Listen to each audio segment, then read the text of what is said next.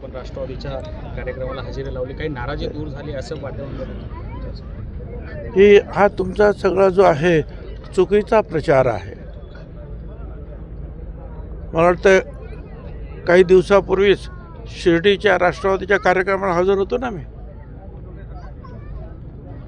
कार्यक्रमाला शिर्डीला जो राष्ट्रवादी कार्यक्रम पार्टीची जी आहे बैठक होती, त्या बैठकीला मी हजर राहिलो आणि आज प्रत्यक्ष छत्रपती शिवरायांच्या दर्शन आणि त्यांना माल्यार्पण करण्याचं जेव्हा काम आहे, त्यावेळेला सगळे मतभेद, सगळे जातीभेद, धर्मभेद, पक्षभेद हे सगळे बाजूला ठेवून काम करावं लागतं. कमाल खानवर सर्व स्तरातून कारवाई करावी अशी मागणी होते. अद्यापही सरकारकडून त्याच्यावर कुठलाही गुन्हा दाखल असं निश्चितपणे जे आहे स्वतः मुख्यमंत्र्यांनी सांगितले त्याच्यावर आम्ही कडक कारवाई करू.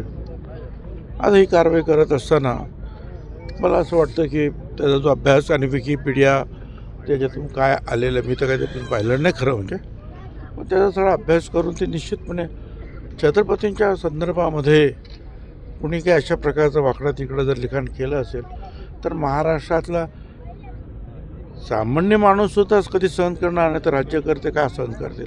अजिबात सहन करणार नाहीत.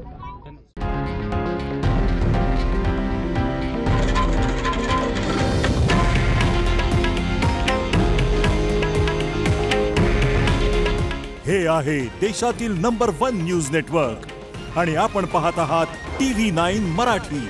काळजी तुमची, हित महाराष्ट्राचं.